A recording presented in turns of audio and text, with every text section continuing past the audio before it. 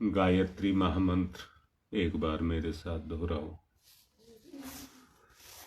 ओम भूर्भुवः स्वः तत्सवितुर्वरेण्यं भर्गो देवस्य धीमहि धियो यो नः प्रचोदयात्।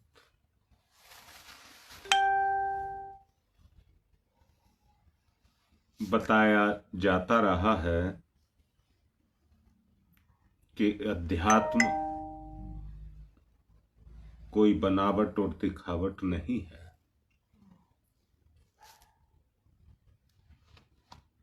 अध्यात्म जीव की महती आवश्यकता है।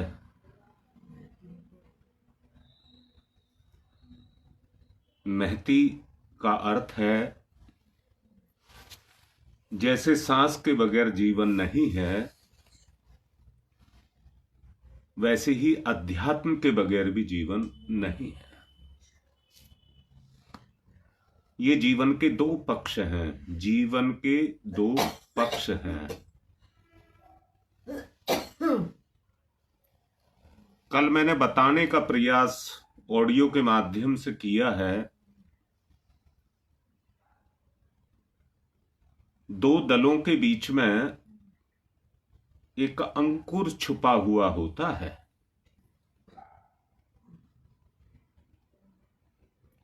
जो विकसित होता है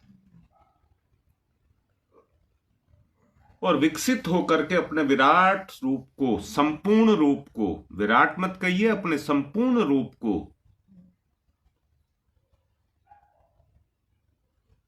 अपने विस्तार को प्रदर्शित करता है।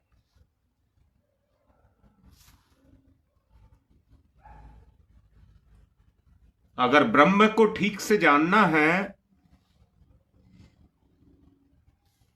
तो उसका कोई अपना आकार नहीं है।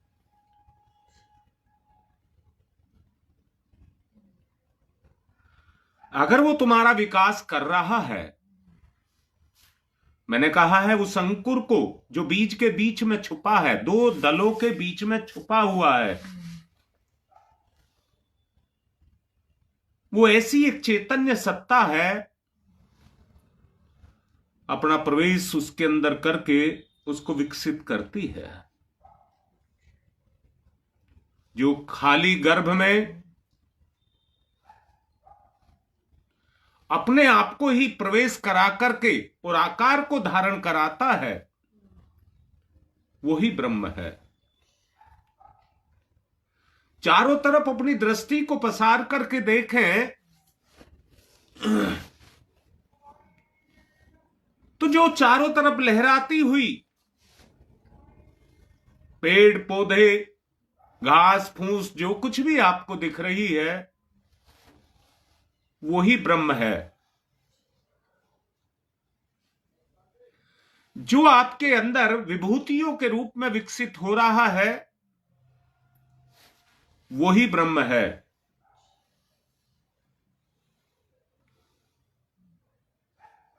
मेरा एक सवाल मन में आ रहा है और इस सवाल को मैंने रात तुम्हारी मां से भी किया था। अध्यात्म को क्यों? अध्यात्म क्यों?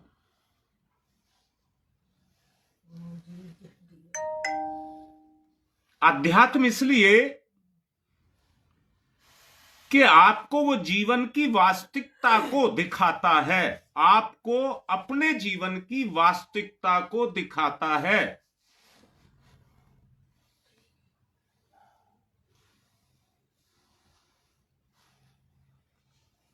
बाबा राम बड़े लगाव के साथ कह रहा हूं, अगर मैं तुम्हें बाबा राम कह रहा हूं तो तुम प्रभावित हो रहे हो या नहीं हो रहे हो?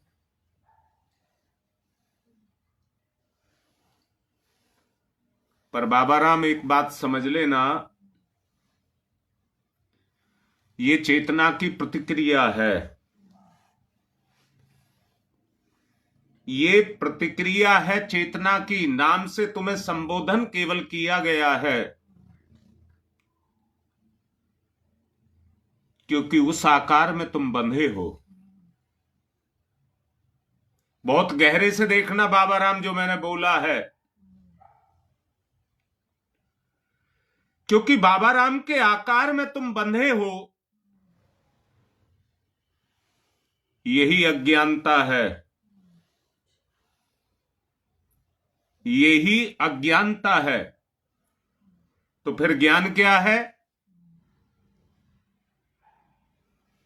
जो सब में समाने लग जाए, जो सबके अंदर प्रवेश करने लग जाए।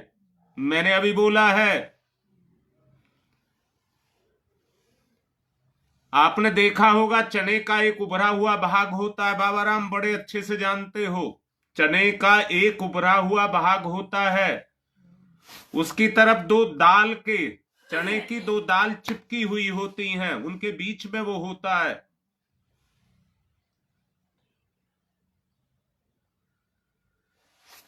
जब धरती में जाता है तो उसको प्रभावित करती है।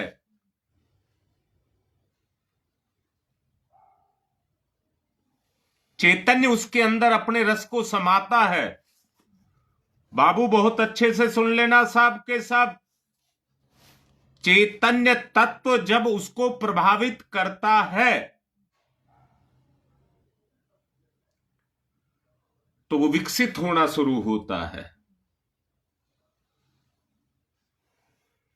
कल मैंने भी आपसे विभूति की बात की थी।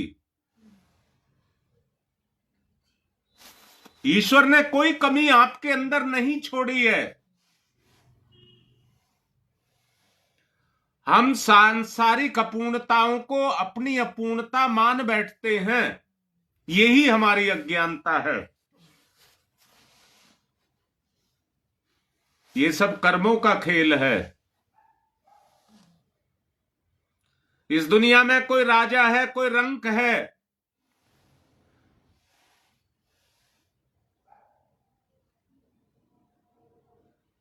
परंतु अंदर से कोई छोटा बड़ा नहीं है। सब कर्मों का खेल है, सब कर्मों का खेल है। और वास्तव में जो मुझे नजर आता है,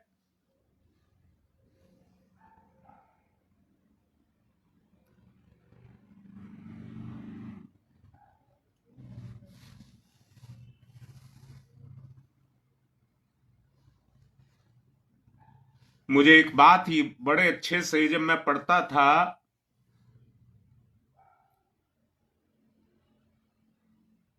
तो मैंने सुमित्रा नंदन पंत की जीवनी पढ़ी थी।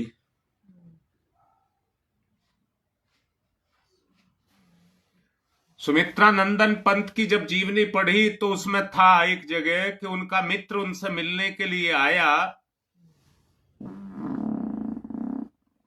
और जैसा मुझे याद आ रहा है वो अल्मोड़ा में रहते थे।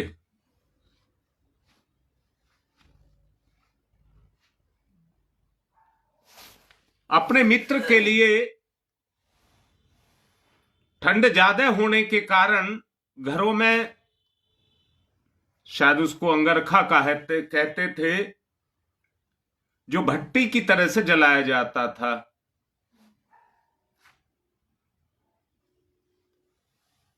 उनके पास में उसको जलाने के लिए शायद कोई साधन नहीं होगा, तो जलाने के लिए उन्होंने नोट उसमें डाल दिए और नोटों को ही आग लगा करके अंगरखा जला दिया।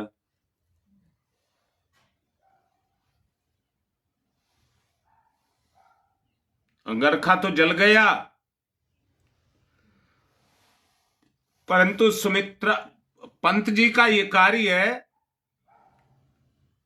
उनको इतनी गरीबी पर ले आया, इतनी गरीबी पर ले आया। उनकी अपनी बेटी शायद तपेदिक से बीमार हुई,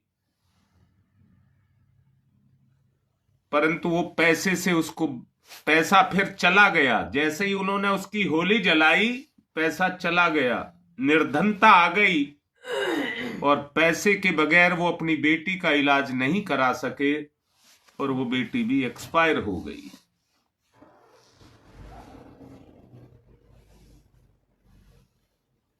अज्ञानता क्या है?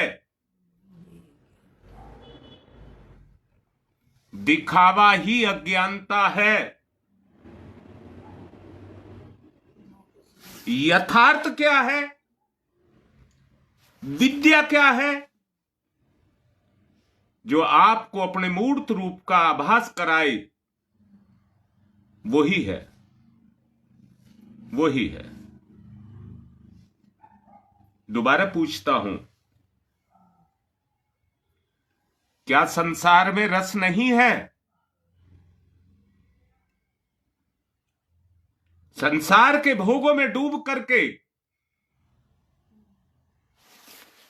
हम केवल अपने सांसारिक स्वरूप को जानते हैं,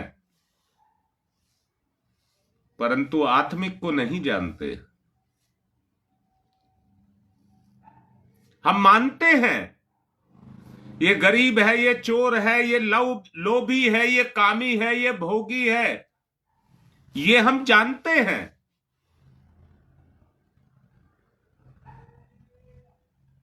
परंतु ये नहीं जानते ये जीव है,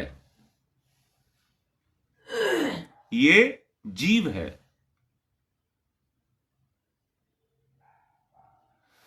अगर आप, मैं दोबारा से बोल रहा हूं, रात को तुम्हारी मां से भी ये बात मैं समझा रहा था।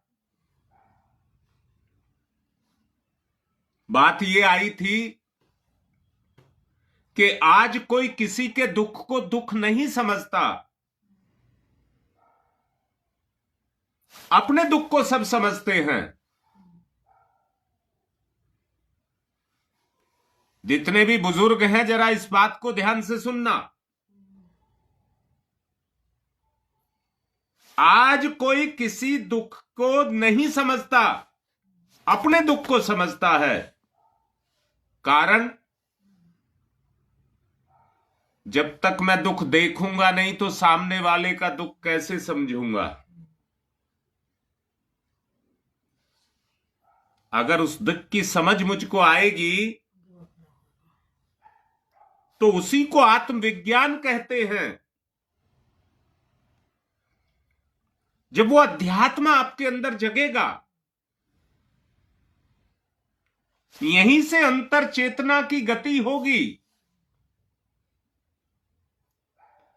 जब आप किसी के दुख को समझेंगे और वो दुख आपके ऊपर काम करेगा तो अज्ञानता हटेगी,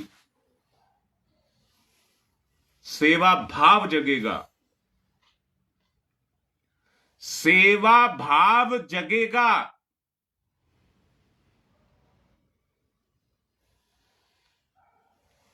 कल मैं बोल रहा था, किसी से लेना हो तो कितना अच्छा लगता है, कितना प्यारा लगता है। अब ले लिया तो देने में कितना जोर पड़ता है। ले लिया तो देने में कितना जोर पड़ता है। ईश्वर का एक नाम न्यायकारी भी है।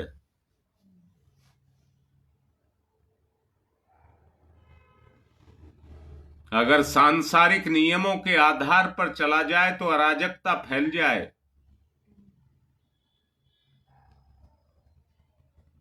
जी बेटा, योगेश सही लिख रहे हो,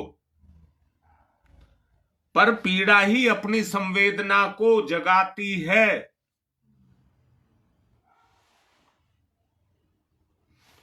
आपके लिए कोई काम चुटकी बजा करके करने का हो सकता है, जिसमें आपका प्रभाव काम कर सकता है, आपके प्रभाव से किसी का काम हो जाए।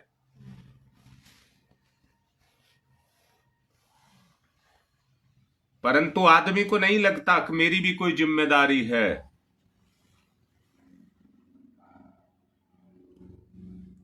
शायद ये दिक्कत आपको ही नहीं, आज परमात्मा को भी हो रही है कि आदमी इतना धूर्त हो गया है कि वो अपने ही अपने आपे को जानता है, पर पीड़ा को नहीं जानता, इसलिए वो स्वार्थी हो गया है।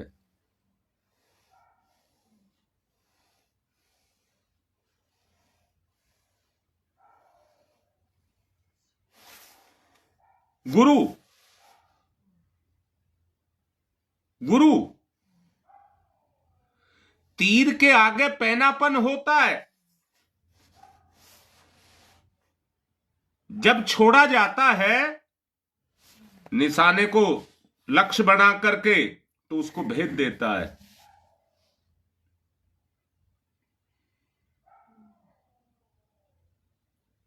गुरु जो कठिनाइयों में घुस करके चीर करके पार निकल जाता है, अर्थात आत्म तेज से, आत्म प्रकाश से अज्ञानता का समन कर देता है। गुरु अच्छी बात है, गंभीर हुए हो, बात को अपनी चेतना से लगाना।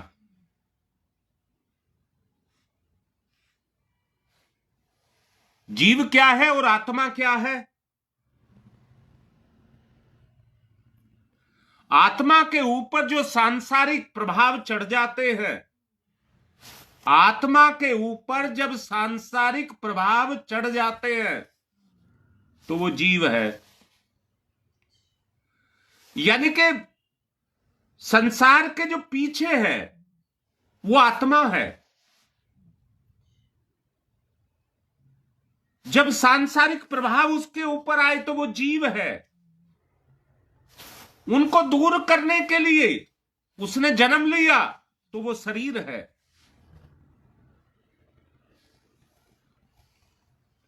जो अभी बाबा राम को बोला, बाबा राम सुनकर के प्रभावित हुआ और तुरंत उत्तर दिया।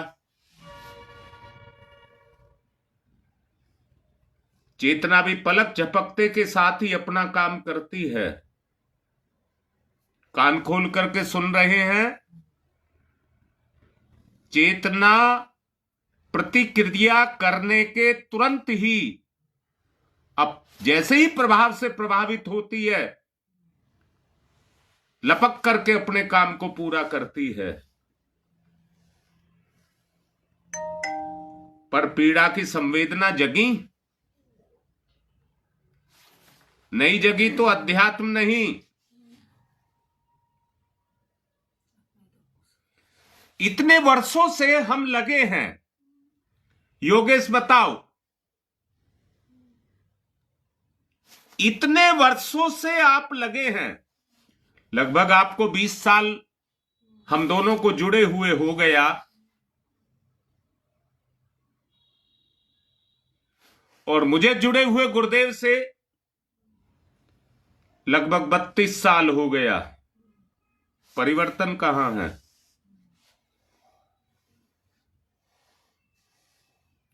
मेरा वास्तविक जो अध्यात्म है, जिसमें अंतरात्मा काम करती हो, मैं अपने को कह रहा हूं, वो कहां है?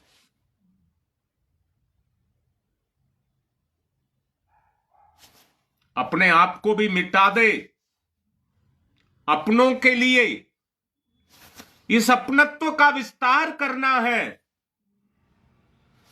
इस अपनत्व का विस्तार करना है, ये जीव का विस्तार है।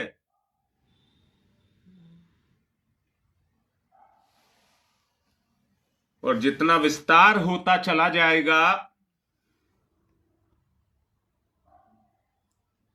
पर पीड़ा से चढ़ा हुआ प्रभाव हटने लग जाएगा। पर पीड़ा से चढ़ा हुआ प्रभाव हटने लग जाएगा।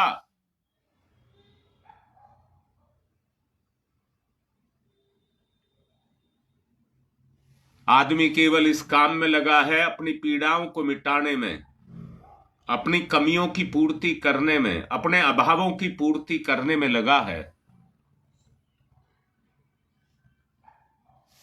इसलिए वहीं का वहीं अटका हुआ खड़ा हुआ है। क्योंकि जिनको हम अपना मानते हैं वो अपूर्ण है, वो कभी पूर्ण नहीं है। और अपूर्ण है तो पूर्ति कभी हो नहीं सकती। अपूर्ण की पूर्ति कभी हो नहीं सकती, अपूर्ण ही रहेगा, क्योंकि है ही अपूर्ण। अब मैं तुमसे पूछ रहा हूं, सब बताओ मुझे, तुम अपूर्ण हो या पूर्ण?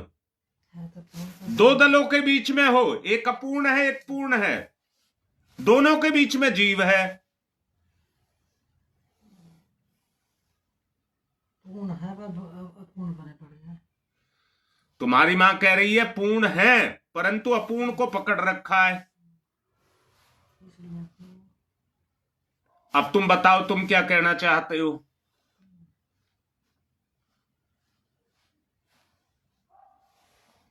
अगर पूर्ण बनना है तो पूर्ण को पकड़ना पड़ेगा।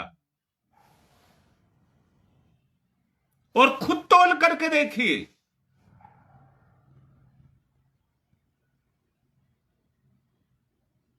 आपकी अंतरात्मा किसी का उपकार मानती है?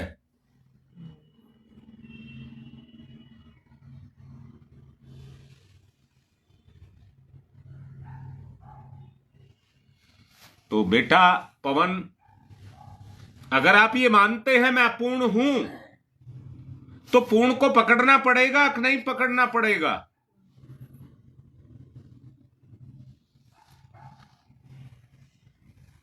तो हमने खुद पकड़ रखेगी। मैं भी यही कह रहा हूं।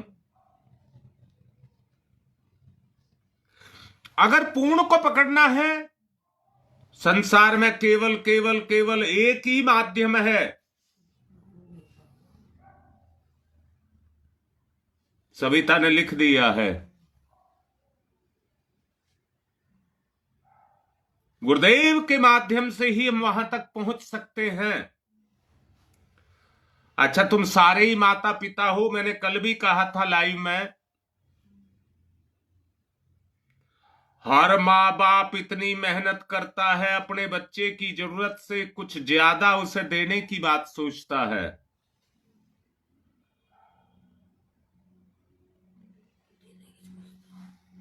अपने से जितनी उसकी हैसियत है उससे ज्यादा देने की बात सोचता है। बोले गलत तो नहीं कह रहा? तो गुरुदेव हमें कितना देंगे? आप मांग करके देखो, मांगने की जरूरत नहीं है, मांगने की जरूरत भी नहीं है, मांगने की जरूरत भी नहीं है। केवल आप उस पथ पर चल करके तो देखो।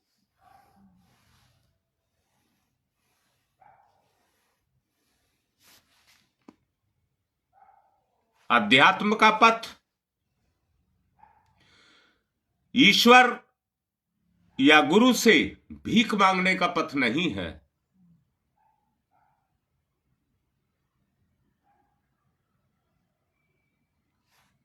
बाबा राम जो आप लिख रहे हैं, ये सब कर्मों का खेल है।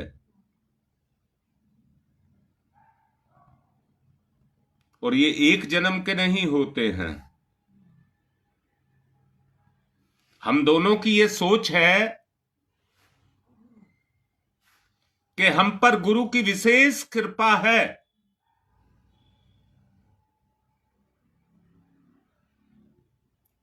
जो दुख काटने के लिए हमको दुख दे रहे हैं। आपकी बात का जवाब है ये।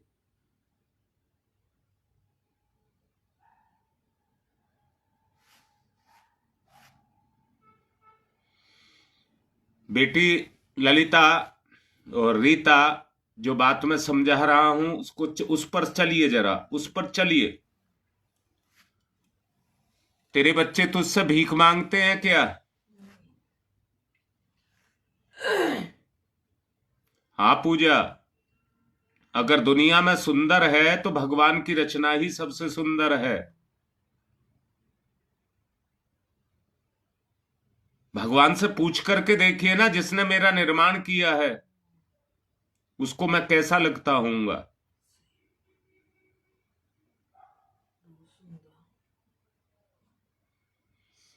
मैंने कहा है ये शिष्य और साधक के बीच की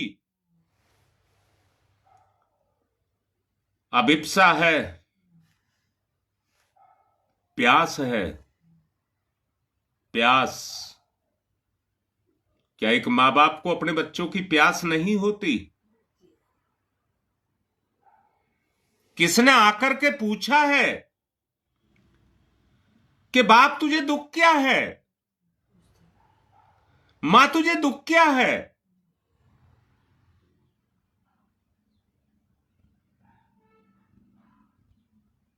सचमुच अगर कोई पूछता है तो पीड़ा हर जाती है।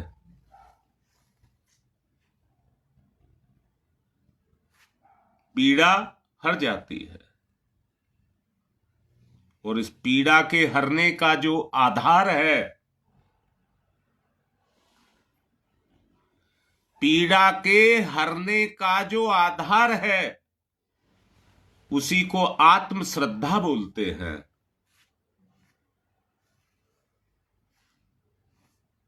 बाबा राम बड़े बूढ़ों के बच्चे भी, बड़ों बूढ़ों का बच्चे भी आदर नहीं करते, उनकी उम्र के हिसाब से उनका आदर नहीं करते।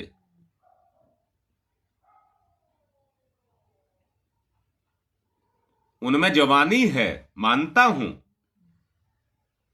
बूढ़ों की जवानी ढल गई है, ये भी मानता हूं।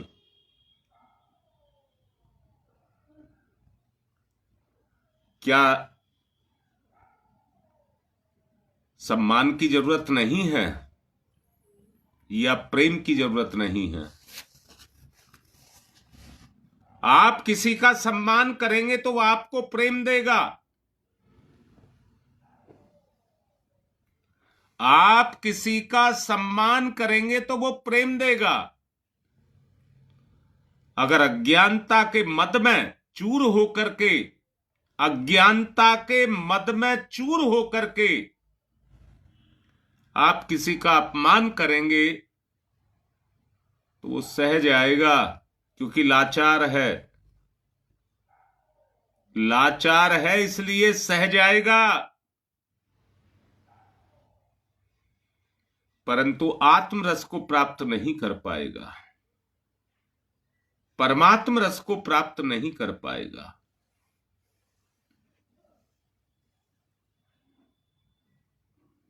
अच्छा, बड़े एकाग्रता के साथ सब देखें, सब देखें। जीवन का लक्ष्य स्पष्ट है, आपको नहीं है। सबसे पूछ रहा हूं, जीवन का लक्ष्य आपको स्पष्ट है या नहीं है? यह मेरा सवाल है।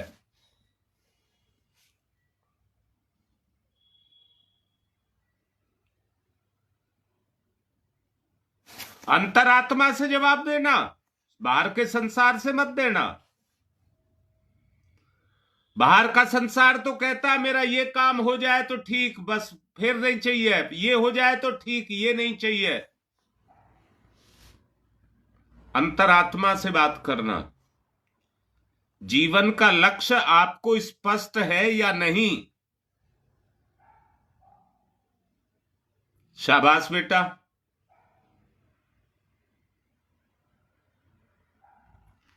और ने नहीं लिखा अभी। इसका मतलब जो नहीं लिख रहे हैं वो जीवन को नहीं समझे हैं। बेटा योगेश, स्पष्ट जान लीजिए, भगवान के रहते, बेटा मैं फिर से कह रहा हूं, तुम दोनों के रहते महेश की जिंदगी में कोई अवरोध पैदा कर देगा? पर उसने जो कर्म किए हैं वो तो उसको भोगने ही पड़ेंगे, उसको तुम बचा नहीं सकते।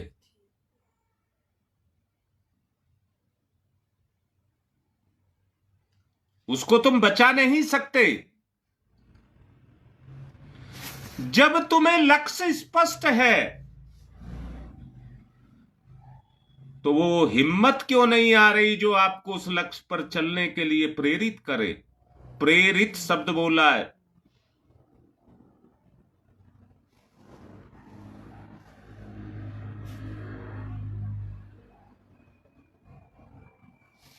जब तक लक्ष्य हमें स्पष्ट नहीं होगा तब तक आप उस दिशा में नहीं बढ़ेंगे। परंतु यदि लक्ष्य स्पष्ट है तो हमारे संकल्प की कमी है, हमारी साधना में कमी है। किसको नहीं पता तुम में से क्या गलत है और क्या सही है।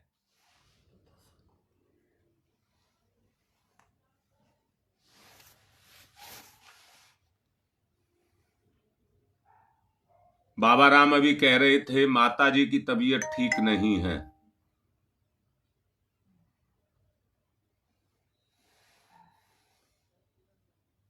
जो लक्ष्य को स्पष्ट करके काट रहे हैं, मैंने अभी बोला है, जो किया है उसको भोग रहे हैं, आगे नहीं जाएगा। ये जन्म तो जाना है। शरीर की यात्रा तो चल रही है ना।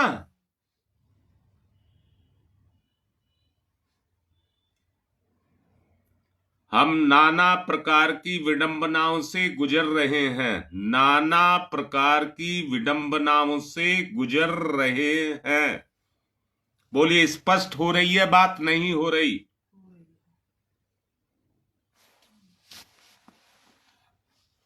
विवश और अभिषिप्त भी हैं।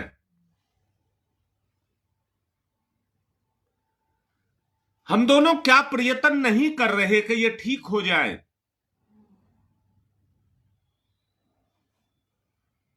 परंतु विवश हैं और अभिषिप्त भी हैं। संशय भी आती है, पग पग पर घेरती है। ये रास्ता अपनाओ शायद ठीक हो जाए, ये रास्ता अपनाओ शायद ठीक हो जाए।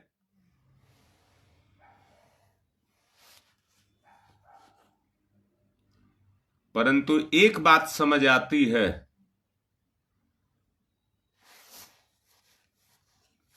अगर अध्यात्म के पथ पर चलें, उस पर हमारे कदम आगे बढ़ें,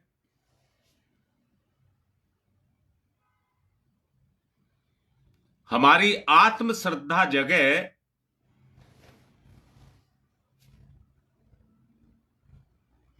तो किसी अभाव का साक्षात्कार नहीं होगा। किसी भी अभाव का साक्षात्कार नहीं होगा। बिल्कुल एकदम 16 ने बात लिखी है सही।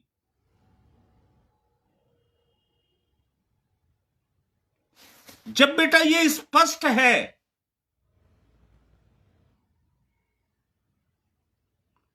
और हम अध्यात्म का सहारा लें,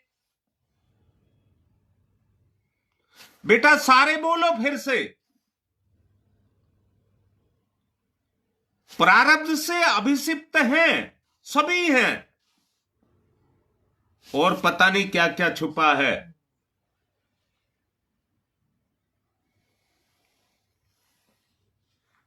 किसी को फोड़ा हो जाता है, पक जाता है, तो उसमें मवाद पड़ जाती है। मवाद वो गंदगी है जो खून से निकली है, वो फोड़ा बन करके फूट करके निकलती है।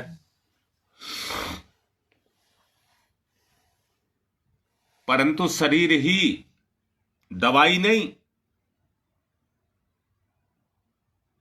शरीर को फोड़ा हुआ है तो वो गंदगी को बाहर निकाल करके, क्योंकि उसमें चेतन सत्ता काम कर रही है,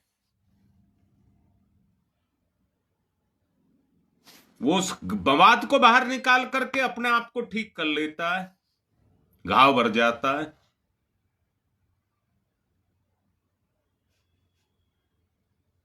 आत्म श्रद्धा के अभाव में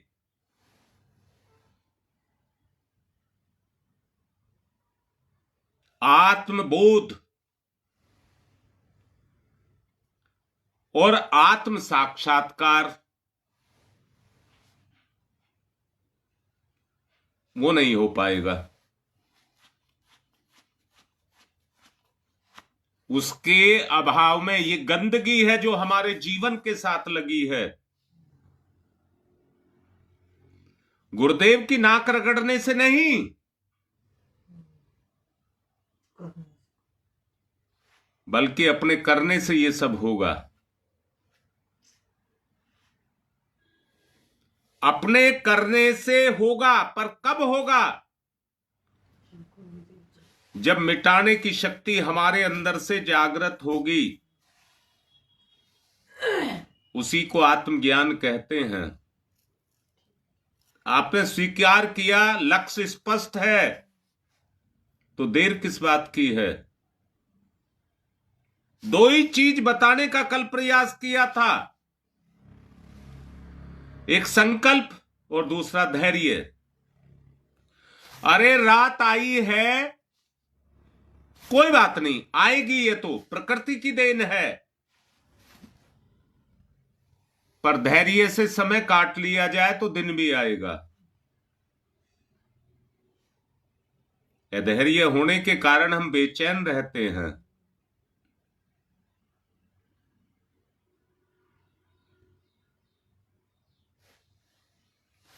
अगर धैर्य हो, शांति से रहे और अपने समय को, दुख के समय को काट लें। या फिर से कह रहा हूं, मुसीबत में धैर्य ही दवाई होता है।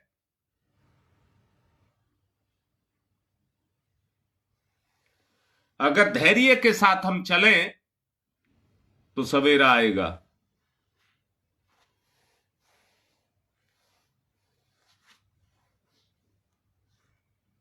आत्मज्ञान ही हमारी सर्वोपरि आवश्यकता है।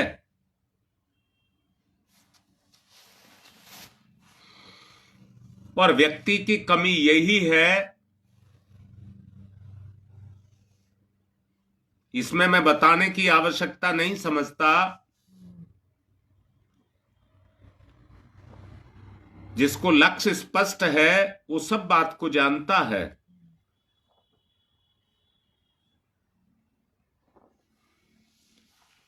हमारी इंद्रियों की गति ही हमें पतन की तरफ लेकर के जा रही है। इंद्रियों की गति हमें पतन की तरफ, गिरावट की तरफ लेकर के जा रही है।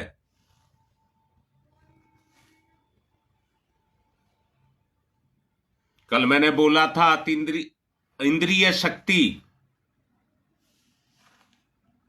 परंतु एक शक्ति और है जिसको अतीन्द्रिय क्षमता कहते हैं।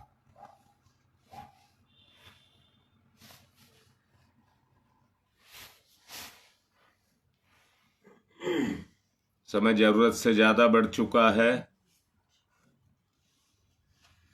इसलिए मजबूरी में मुझे मोड़ देना पड़ेगा। जल्दी हो जाए।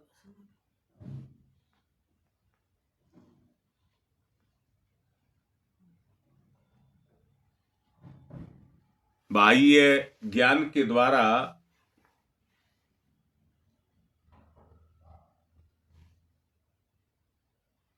हम संसार में रहकर के संसार से कौशल को बटोरते हैं वैभव के लिए, कौशल के द्वारा, और संसार के गोरख धंधे में उलझे रहते हैं। खत्म क्यों नहीं होता? खत्म नहीं करो। सिद्धि, चमत्कार, अन्य उच्च स्तरीय प्रलोभन, उच्च स्तरीय प्रलोभन,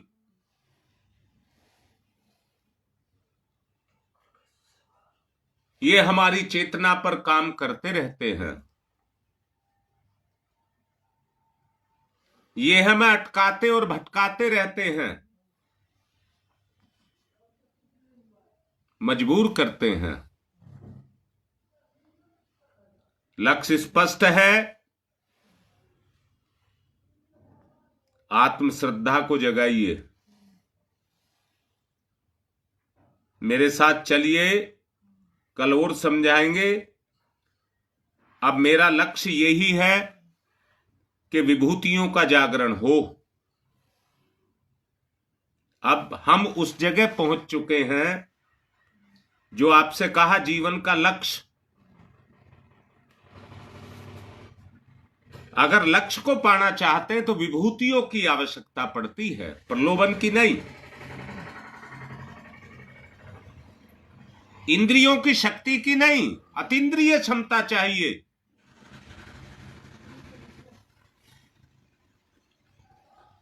इंद्रियों की शक्ति से तो कौशल जगेगा आपका, प्रलोभन जगेगा आपका।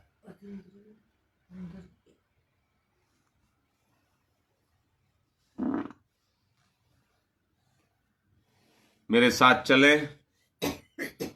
ओम भूर्भुवः स्वः तत्सवितुर्वरेण्यं भर्गो देवस्य धीमहि धियो यो नः प्रचोदयात्। ओम भूर्भुवः स्वः तत्सवितुर्वरेण्यं भर्गो देवस्य धीमहि धियो यो नः प्रचोदयात्। ओम भूर्भुवः स्वः तत्सवितुर्वरेण्यं भर्गो देवस्य धीमहि धियो यो नः प्रचोदयात्। ओम भूर्भुवः स्वः तत्सवितुर्वरेण्यं भर्गो देवस्य धीमहि धियो यो नः प्रचोदयात्। कल मैंने नानक देव का नमाज का वो बताया है, तो वजीर की तरह से और मौलवी की तरह से मत करना, नानक देव की तरह से करना। ओम भूर्भुवः स्वः तत्सवितुर्वरेण्यं भर्गो देवस्य धीमहि धियो यो नः प्रचोदयात्। ओम भूर्भुवः भर्गो देवस्य धीमहि धियो यो नः प्रचोदयात्। ओम भूर्भुवः स्वः तत्सवितुर्वरेण्यं भर्गो देवस्य धीमहि धियो यो नः प्रचोदयात्। ओम भूर्भुवः स्वः तत्सवितुर्वरेण्यं भर्गो देवस्य धीमहि धियो यो नः प्रचोदयात्। ओम भूर्भुवः स्वः तत्सवितुर्वरेण्यं भर्गो देवस्य धीमहि धियो यो नः प्रचोदयात्। ओम भूर्भुवः स्वः तत्सवितुर्वरेण्यं भर्गो देवस्य धीमहि धियो यो नः प्रचोदयात्। ओम भूर्भुवः स्वः तत्सवितुर्वरेण्यं भर्गो देवस्य धीमहि धियो यो नः प्रचोदयात्। ओम भूर्भुवः स्वः तत्सवितुर्वरेण्यं भर्गो देवस्य धीमहि धियो यो नः प्रचोदयात्। ओम तमसो मा ज्योतिर्गमय, ओम तमसो मा ज्योतिर्गमय, ओम तमसो मा ज्योतिर्गमय, ओम अस्तो मा सद्गमय, ओम अस्तो मा सद्गमय,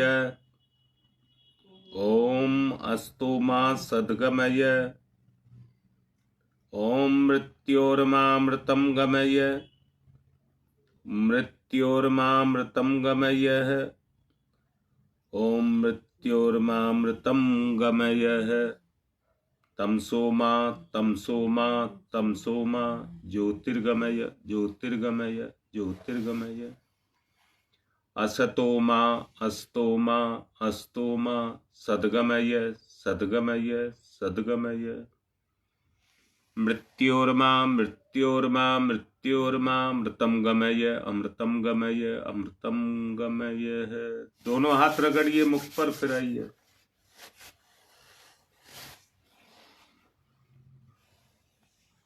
समय तो ज्यादा हो गया है, फिर भी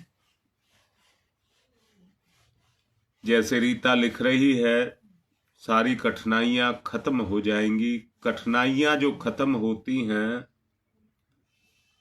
प्रभाव से होती हैं, प्रभाव से। आपका प्रभाव बढ़ जाएगा तो कठिनाइयां आपको छोटी नजर लगने लग जाएंगी। मिलकर के चलेंगे तो कोई दुखी नहीं रहेगा।